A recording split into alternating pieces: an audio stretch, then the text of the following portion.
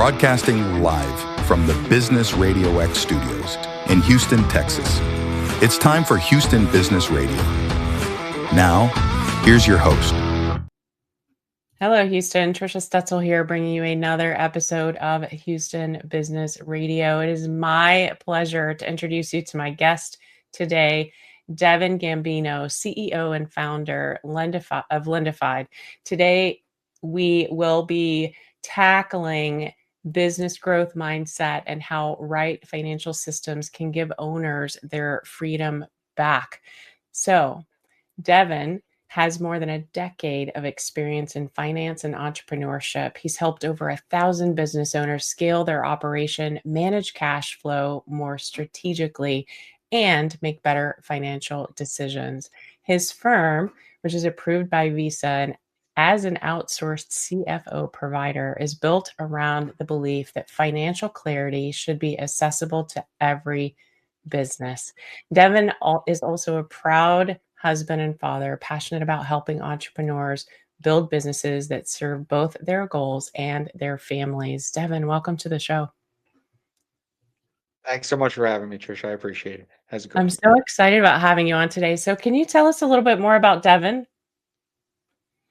Absolutely. So I was a 19-year-old kid with big dreams of being a commercial real estate, tycoon. I'll own one of these billion-dollar buildings in Manhattan. And I'm in commercial real estate as a broker or an agent. You see firsthand how the deli at the bottom of this million-dollar building, you walk through the deli because you got to show the space. And you're here with the guy who's buying the building. He's looking at his phone the whole time. He's not even looking at the space. Right? He walked out of the building to a CFO, a CSO, and a CMO, and he says, "What do you guys think?" They say, "Yes, he bought the building." I'm thinking to myself, I saw the guy in that deli running around like a lunatic to do I don't know how many jobs in the 20 minutes that we were in that space. And it was that moment that took, 3-4 years of, wow, I could probably help that guy. I bet you that guy needs more help than somebody looking to buy a building. It seems like this guy didn't need help at all. So one of those where I get to learn over 5, 6, 8 years the banking stuff, because I was so familiar with the real estate side, and I realize now the way that the market is built.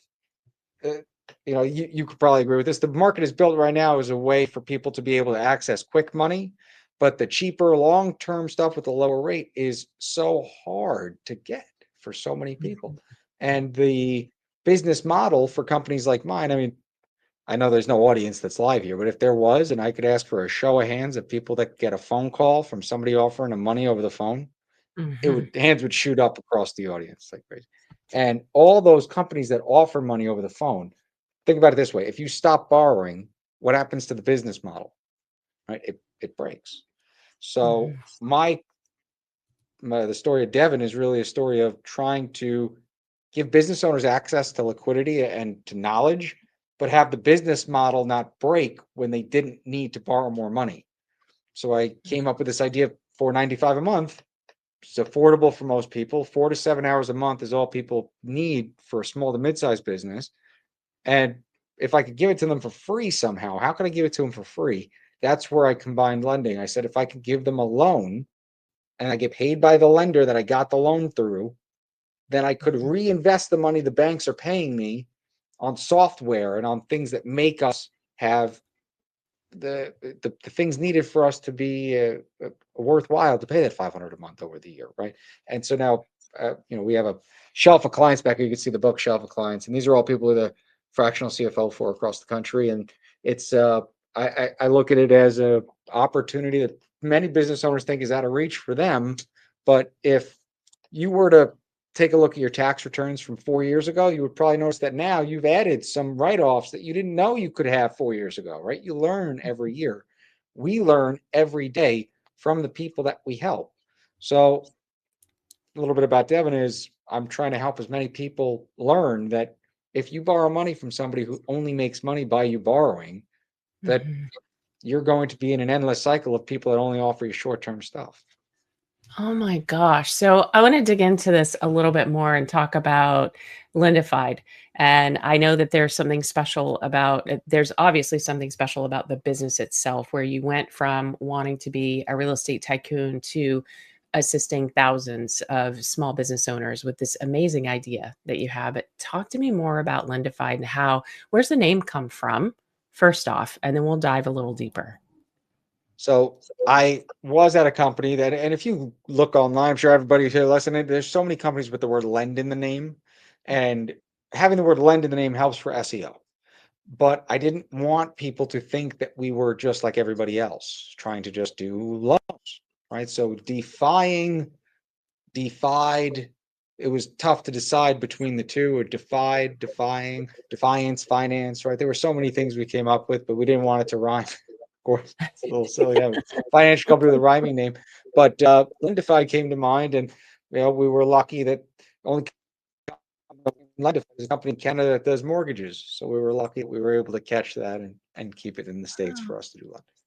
That's fantastic. All right, take me back through how this works and who your service really serves. Like, who are your clients? Tell us a little bit more about them.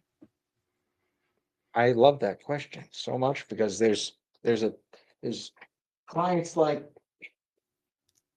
this business owner here they've been in business 36 years in Manhattan, a vitamin supplements company. And all these business owners here, you can't read it, there's 7 of them. They owned each location themselves, no holding company structure. They met us, and now this company owns all the vitamin shops. This one owns the gyms. This one owns the real estate. So there's structure to it. And they asked me, Devin, why didn't our accountant do this with us? And I Mhm. said, because your accountant's job is to make sure that your taxes are filed and that you're paying as best you can on the rate that you're paying for your taxes as you can.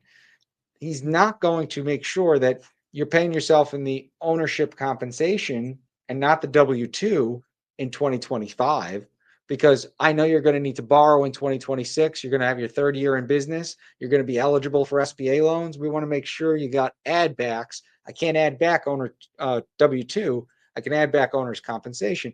That's something an accountant's not going to do.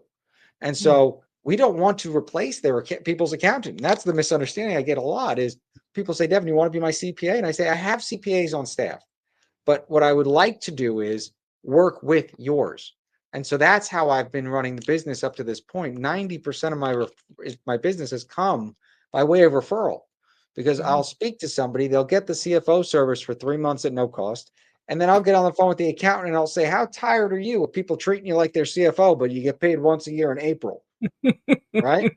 And then they laugh just like you did. And then they go, Devin, what are you talking about? I can't offer lending as a service. I don't have a processing team. I don't have the ability to have software that does it. I don't have a CRM. I don't want to build it out. That's where I had this idea. I went out, outsourced people that did processing, and then I realized I could do it in house. I do all my processing, loan matching, everything is done here. So you literally can apply a soft pull through our Experian partnership, matches you with your financial data to all the banks in the country, and no hard inquiries have been done, and you know where to go. Wow.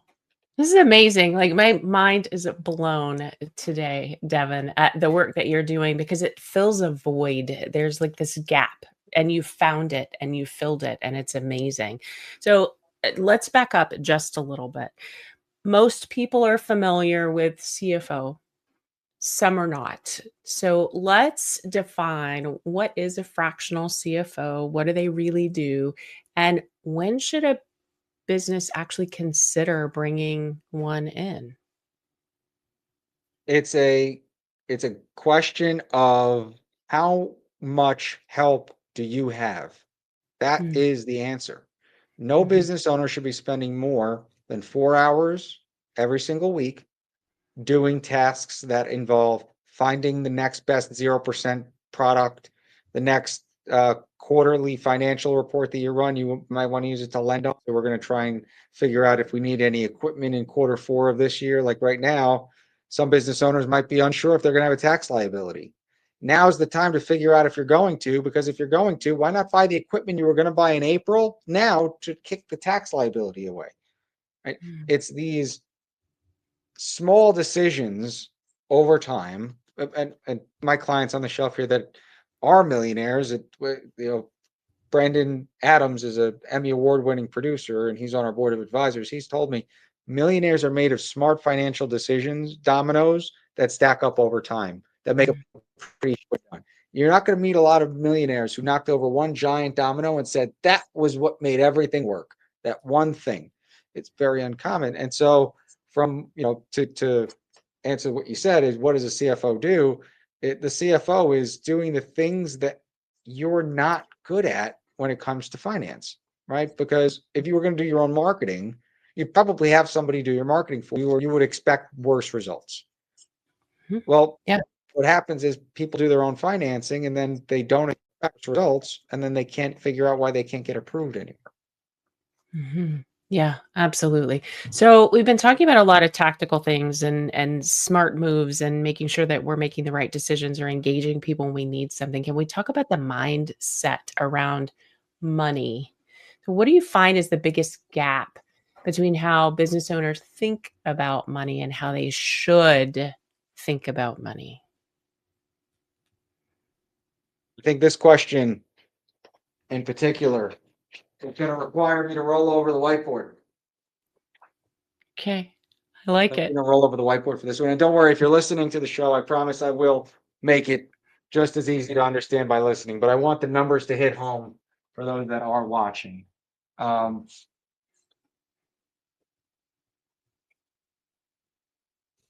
Let's say I'm able to get somebody a $150,000 SBA loan, and the payment is $2,400 a month.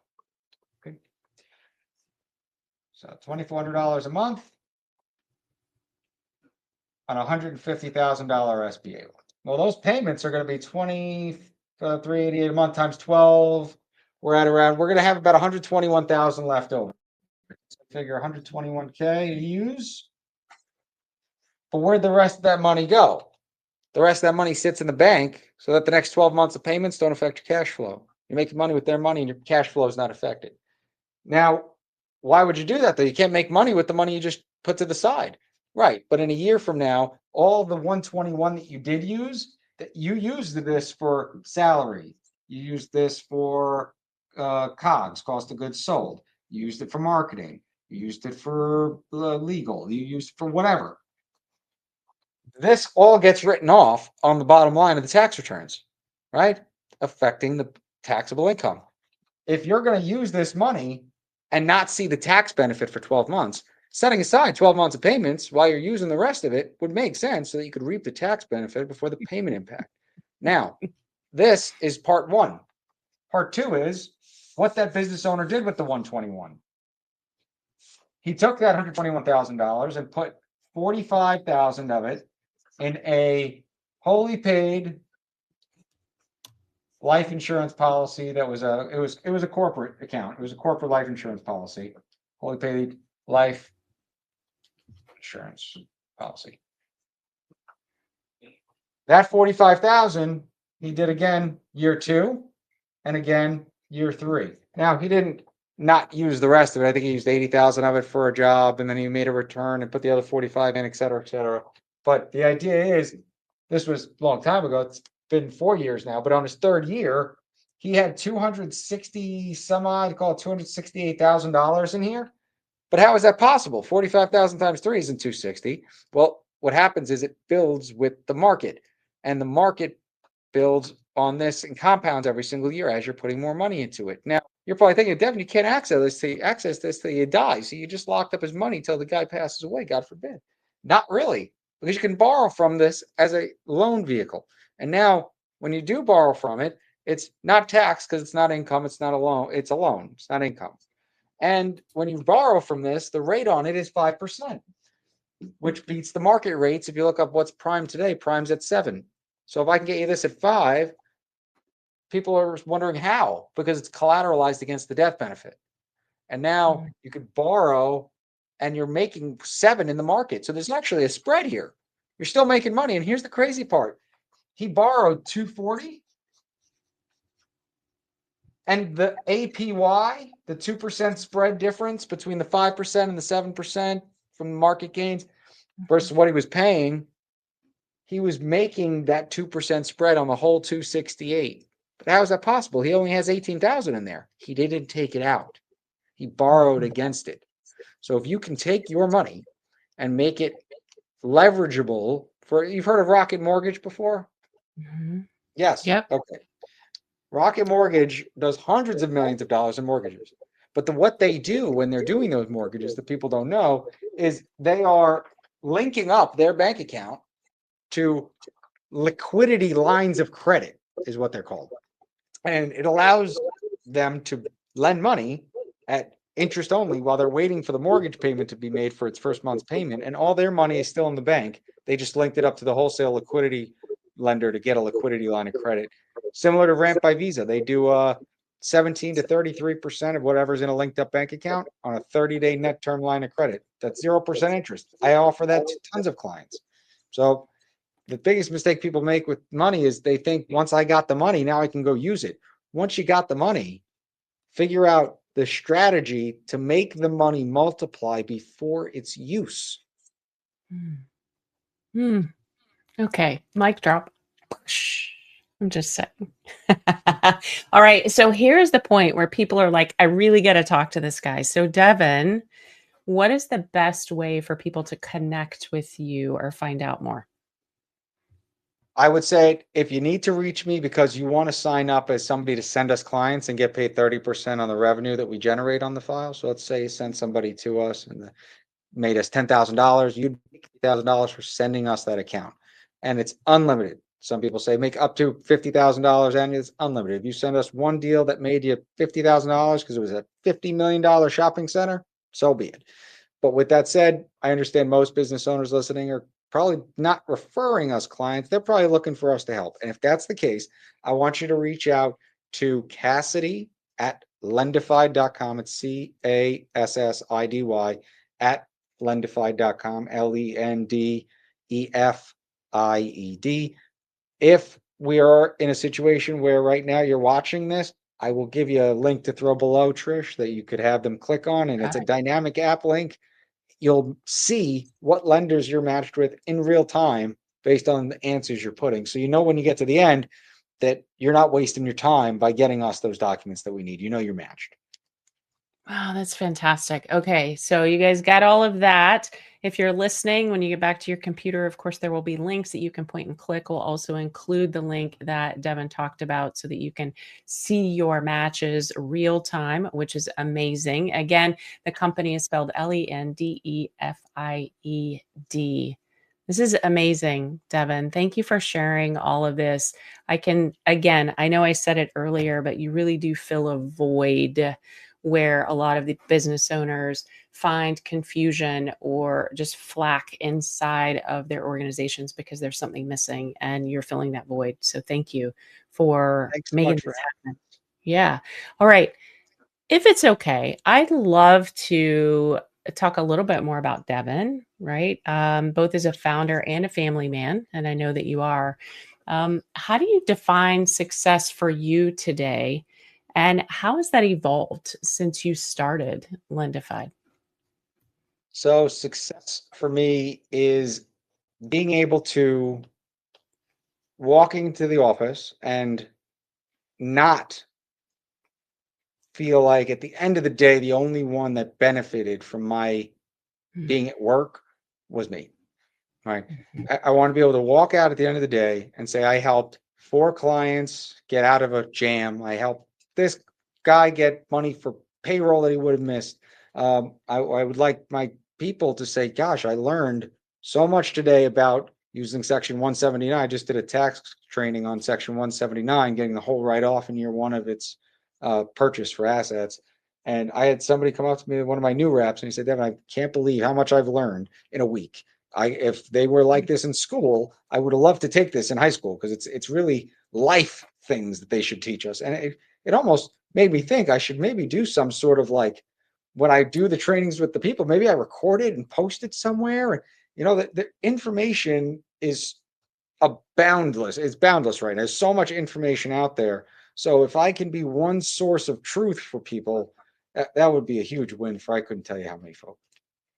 I love that, which is why you and I connected in the first place, because we share a lot of the same values around helping other people and making sure that people have access to information. I think that's so important that we make sure that they have access to the information. The Um, right information, because there's so eh, many people out you're there that right. will give bad information for their own benefit. Absolutely. And Yeah. and you gotta be careful more now than ever. I couldn't tell you how many business owners have told me that they got told some sort of, "Oh, yeah, if you do this and then this, I'll get you this." And then they Mhm. never hear from them again. And it's a tragedy because the small business owners are that are maybe a 1 or 2 year old company. They're so trusting so easily with people that they feel can help their business because their business is their baby. But business owners do what they love to do. They don't Mhm. necessarily love to do tax and accounting, but it's something you're forced to do as a business owner. Don't do it alone. Don't go out and feel like you have to find somebody and rush to do the taxes. If you have to file an extension, and I couldn't tell you how many people told me they didn't interview their accountant. I said to them, it's Mhm. amazing. You go look at Mhm. a car. How many times do you look at when you shop for a car? When you look for Mhm. an accountant, you didn't interview anybody. You just went to the first person that popped up online. There's a there's a very small percentage of people that I've talked to who have said, "Oh yeah, my accountant, I meet with them once a month."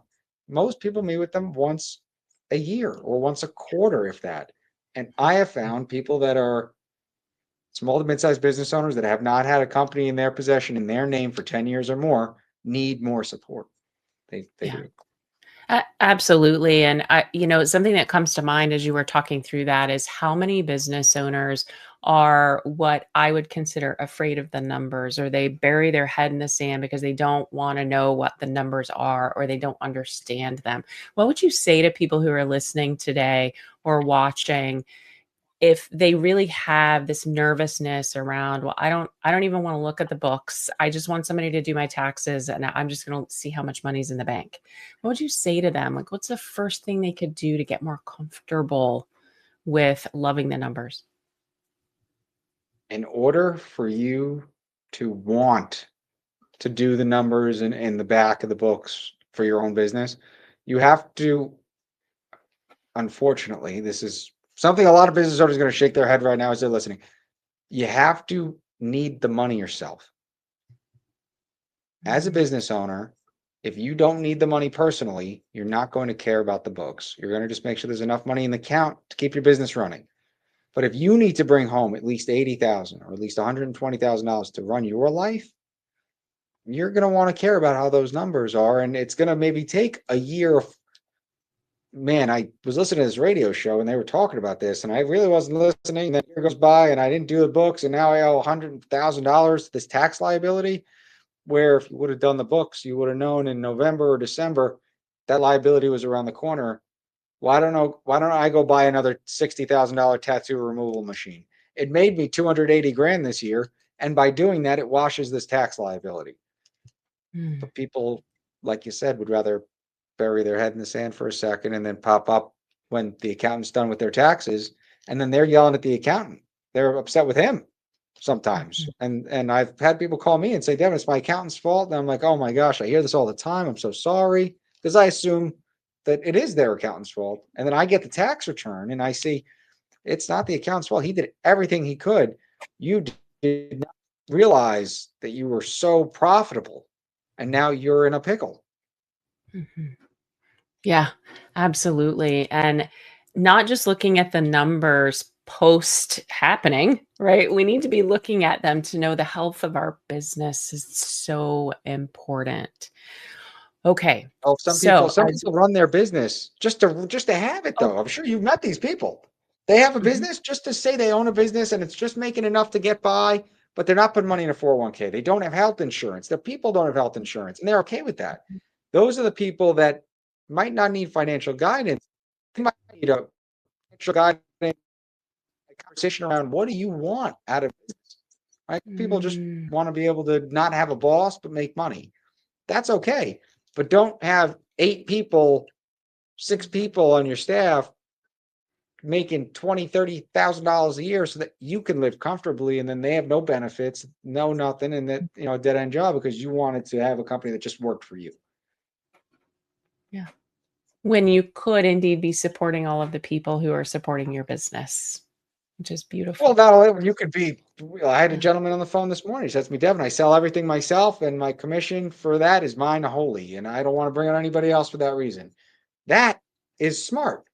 I had a business owner a couple months ago said, Devin, I'm bringing up people, and even if I sell the deal, but the guy gave me the deal, I'm giving him the commissions because I want him to be happy, and I want it to. But the company was in the red. So some people just want to run a business and make big decisions, but they don't realize these decisions are helpful to your team, but now you're a detriment to yourself. There is a way of having your team be successful and having you be successful and the company not be in the red. And that's where a CFO will make sure that those three things are always never too much out of balance. Yeah, absolutely. Okay, as we come to a close, I have one last question for you. We talked about the people who are afraid of the numbers, that have had their heads buried in the sand, but what about those who just feel stuck? What's one simple step they can take just this week that can help them get back in control and start growing their business again with confidence? And I'd like for you to think of, or to answer the question with it being any time of year. It could be the end of the year, the middle of the year, the beginning of the year. What is one simple step they can take this week to get back into control and start growing with confidence? If it's credit related, right? If their credit score is a 640 and they needed to get over 680 to get real financing options, what a lot of people don't know is there's something called an authorized user. And you can add an authorized user, right? If you're an 18-year-old kid, your mom gives you a credit card with your name on it, you're an authorized user on her card. That's what that means. And now there are websites where you can go purchase an authorized user trade line and put it on your personal credit report for 12 months, completely legal, because you can add up to 10 authorized users. On my BJ's One card, I can add up to 7. So I have not used any of my $7,500 limit, and the card's 9 years old. If I added that to your report, Trisha, your score would go up because the age of the report just went up. The availability, because I'm not using it, just went up. If your credit is the reason, put an authorized user trade from a family member or a friend or your brother or somebody, right, that has a good credit score, that's not using the card, that's able to say that they're not going to use it for a little while, right, and that's going to stay at zero usage, because now you don't have to worry about going and applying for a $3,000 card. The age of your report just went down. So if it's credit related, authorized user. If your credit's fine and you're just less than 2 years old, it's hard to swallow this pill. But people are not going to give you money for longer than you've been in business if you're under the age of 2, because there's a risk associated with it. So this is the fix. If you are a business owner under 2 years old, put together a I don't want to call it a pitch deck for an investor, but put together a to whom it may concern. This is what I'd like to use the money for, and this is what I'm doing. Now you can go to a financial advisor. You can go to the loan department at M&T Bank or your actual bank and provide them this. And they might say, you know what, your credit was 20, you have 20% down, and we'll give you an acquisition loan. You just have to find a company in your area to acquire. That's probably better than, a landscaping company says, I want to buy more equipment. They go to the bank with that, and now the bank says you could buy out a competitor that might be way better off than just buying three more mowers. You just got their book of business and the mowers. Yeah, absolutely. Oh my gosh, this has been so much fun. Unfortunately, we've come to the end of our time today, Devin. Would you one more time tell folks how they can connect with you and Lendefy? Yes, signup.lendefy.com is a really easy website. Signup.lendefy.com. If you want to get up close and personal, my director of partnerships, Cassidy, is open to have you reach out, and her email's Cassidy, 2 S's, at lendefy.com. Of course, there's going to be a link in here as well in the video, but you just went on Google and looked up Lendefy, you'd see a bunch of YouTube videos with me on there from shows like this or the New York Business Association. So there's hundreds of ways to find us. If you just look up Lendefy, we're number one everywhere you look on Best Company and everywhere else. So never more than a phone call away. Fantastic. Thank you. And you're such a giver and taking care of all of the people around you, and just circling back around to the story about the man in the deli that really sits in my heart and fills me up today. So thank you for that. I appreciate you having me, and I really appreciate what you're doing for your community here with the show. It allows people like me to have a platform, and I appreciate that. Thank you so much. Thank you so much, Devin. All right, guys, that's all the time we have for today. If you found value in this conversation that Devin and I had, please share it with a fellow entrepreneur, veteran, or Houston leader ready to grow. Of course, be sure to follow, rate, and review the show. It helps us reach more bold business minds just like yours. And your business, your leadership, and your legacy are built one intentional step at a time. So stay inspired, stay focused, and keep building the business and the life you deserve.